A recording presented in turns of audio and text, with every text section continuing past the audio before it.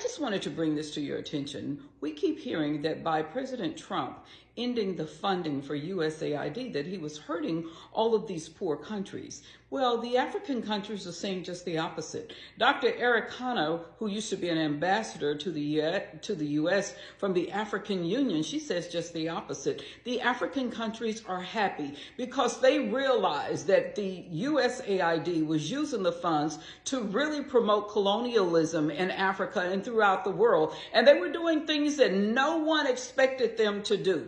Everyone thought that USAID was using its funds to go and build schools, to get food, to create irrigation channels and infrastructure in all of these African countries. It turned out that that wasn't true. What they were doing is that they were promoting globalism and colonialism throughout Africa and other parts of the world. I want you to listen to what she has to say about this. And please, do not be confused about the purposes of USAID. As a matter of fact, that is why Secretary of State Marco Rubio says we're going to cut 83% of their funding, and the rest of it we're going to turn it into the State Department. Because what it was an entity, and its sole purpose was to create whatever they wanted it to be, whether it was beneficial or whether it greatly harmed other nations. And we had all of these people in Washington, these Washington insiders, the globalists, the people who ran these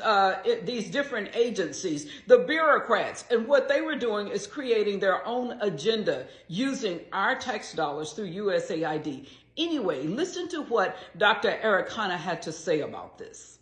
Today we're talking with Ambassador Adikana Chihombori Kwao, a medical doctor and former permanent representative of the African Union to the United States. Ambassador, it is terrific to have you with me in stage here in studio.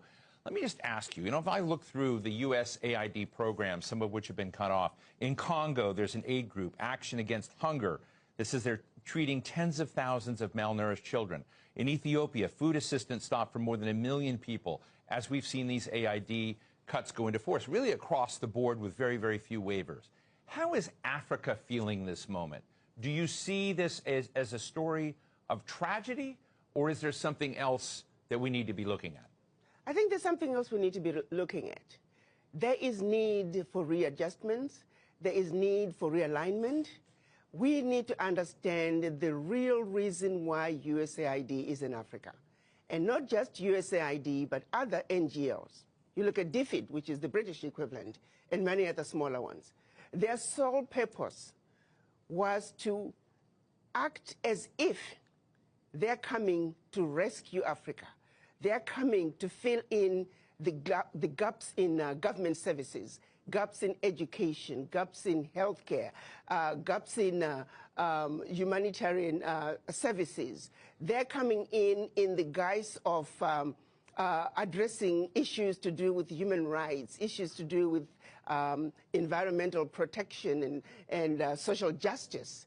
They are coming in claiming that they're introducing grassroots initiatives that are going to help the people. And so they use that as a way to go into the most remote parts of Africa. They're talking about government advocacy. When you look at it on paper, it all looks really good.